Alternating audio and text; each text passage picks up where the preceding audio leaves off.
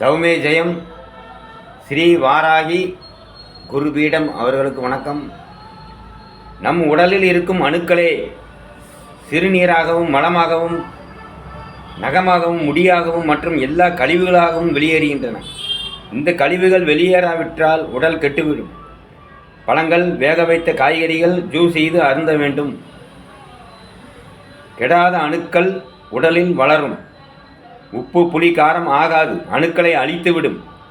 கரையான் மரத்தை அரித்து உண்பதை போல உன் உடலில் உள்ள உன் அணுக்கள் தான் உன் உடம்பையே அரித்து கொண்டு உண்டு வாழ்கிறது. இதை நீ வாழ்வதாக எண்ணி ஏமாந்து போகிறாய்.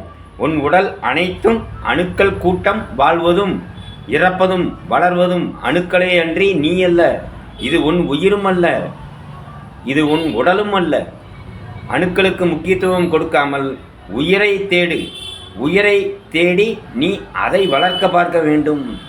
உயிரை நீங்கள் யாரும் தேடுவதாகவே இல்லை. கடுகு போல உள்ள ஆலமர விதையினுள் முளைத்தெளிந்தவுடன் எவ்வளவு பெரிய மரமாக உருவெடுக்கிறது. யாரும் அதை அசைக்க முடியாதது போல உருவெடுக்கிறது. மரம் விதைக்குள் மறைந்துள்ளது போல அணுக்குள் பிரம்மம் மறைந்துள்ளது. விதை முளைத்தால் மரமாக வரும். அணுக்கள் ஒளியாக பிறந்தால் பிரம்மமாக உருவெடுக்கும். கடவுளை நீ உன் கண்களால் காண முடியாது. ஔவையார் கூறுவது போல் கடவுள்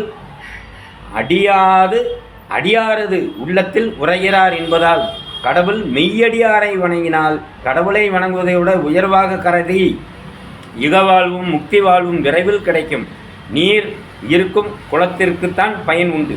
நீர் இல்லாத குளம் பயன்படாத போல பிரம்மத்தில் கலக்காத உள்ளம் ஞானி யாருக்கும் பயன்படாது.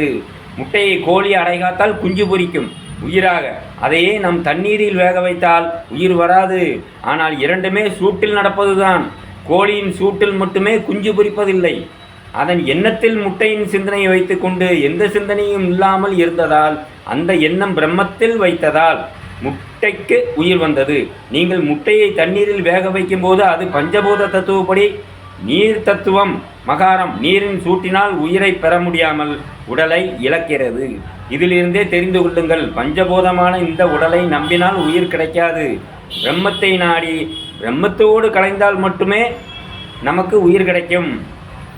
தவக்கணல் வேறு, நெருப்பு வேறு. தவக்கணல் ஜோதி, நெருப்பு விளக்கு. விளக்கை ஏற்றி பயனில்லை. உங்கள் புருவத்தில் ஜோதியை ஏற்றுங்கள், உயிர் பெற.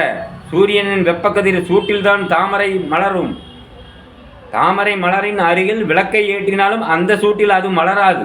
ஞானம் எனும் மலரும் தவச்சூட்டில் தான் மலரும். விளக்கை பற்ற வைத்து விட்டால் மட்டும் வளர்ந்து விடாது. புறச்சடங்கு வேறு, அகச்சடங்கு வேறு.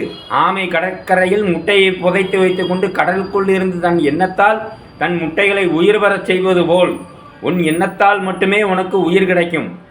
அந்த முட்டையை வேறு ஆமைகள் நினைத்தாலும் அதற்கு உயிர் கிடைக்காது. முட்டையை இட்ட ஆமை நினைத்தால் மட்டுமே முட்டைக்கு உயிர் வருவது போல் நீங்கள் சிந்தித்தால் மட்டுமே உயிர் பெற முடியும். உங்களுக்கு பதில் வேறு யாரும் சிந்தித்தாலும் உங்களுக்கு உயிர் கிடைக்காது. மனதை உடலுக்குள் செலுத்தாதே, மனதை பிரம்மத்துள் செலுத்து. உடலுக்குள் இருக்கும் மனம் வளர்ந்து கொண்டே இருக்கும். அணுக்களை போல பிரம்மத்தில் வைத்த மனம் கற்பூரம் போல கரைந்து விடும். நதி கடலில் கலப்பது போல. கோவிலுக்கு செல்வது எதற்காக செல்கிறீர்கள்? பகவானை பார்க்க. பகவான் எதற்கு பார்க்கிறீர்கள்? அவரோடு இணைவதற்கு. அப்பொழுது கோவிலில் பகவான் இருந்தால் அவரோடு போய்விட வேண்டியதான. பின் ஏன் வீட்டுக்கு மட்டும் நீங்கள் வர வேண்டும்? திரும்பி பகவானோடு சேர மனம் இல்லையா? அல்லது உலக பந்தங்களில் இருக்கும் ஆசை விடவில்லையா? அல்லது கோயிலில் நீங்கள் கடவுளை தேடுவது போல வேஷம் போடுகிறீர்களா? கோவிலுக்கு செல்வதால் மட்டும் நீங்கள் கடவுளை அடைய முடியாது. ஏனெனில் கடவுளின் தன்மை, உருவம், காட்சி எல்லாம் நீங்கள் வடிவமைத்த அந்த நிலையில் இல்லை.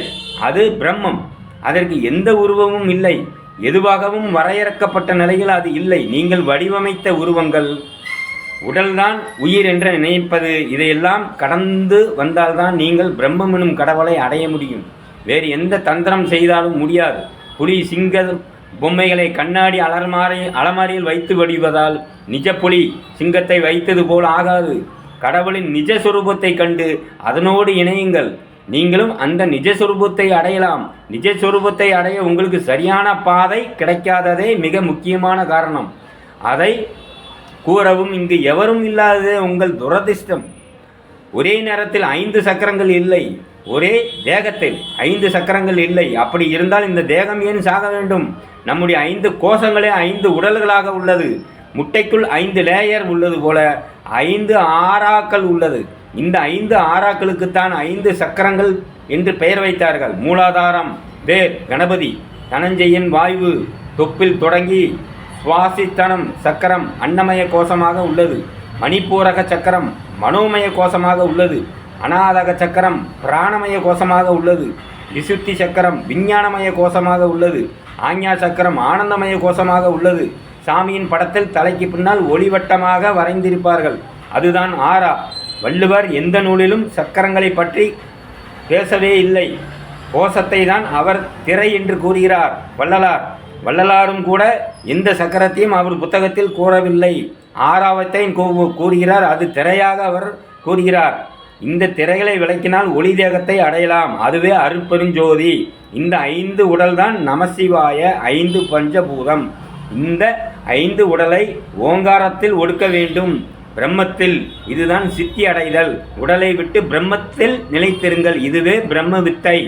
மரத்தின் அடியில் உள்ள வேர் நீரை உறைஞ்சி அனைத்து பாகங்களுக்கும் கொடுப்பது போல மூலாதார வேர் 5 கோஷங்களிலும் உள்ள வேரை இணைத்து தனது சக்தியை கொடுக்கிறது. ஒரு வாசியோகி இந்த 5 உடலையும் உருவாக்கவும் முடியும், அழிக்கவும் முடியும். எதிரியை இந்த வழியிலும் அழிக்க முடியும். இதைத்தான் நீங்கள் புரிந்து கொண்டு வாழ வேண்டும். இருதய நோய் உள்ளவர்கள் குளிர்பானம் சோடா முதலியவைகளை அருந்தக்கூடாது. அதன் வாயு மேலே எழும்பி இருதயத்தை அடைக்கும். தண்ணீர் குழாயில் தண்ணீர் செல்லாமல் ஏர்லாக் ஆவது போல பிறகு மாரடைப்பு வரும். எலுமிச்சம்பழ ரசங்களை அருந்தலாம். நாய்களின் பழக்கத்தை அறிய நாயாக பிறக்க வேண்டும், மீனின் பழக்கத்தை அறிய மீனாக பிறக்க வேண்டும். அதுபோல பெற்றோரை புரிந்து கொள்ள நீங்கள் பெற்றோராக பிறக்க வேண்டும். அப்பொழுதுதான் பெற்றோரை அறிய முடியும். வணக்கம்.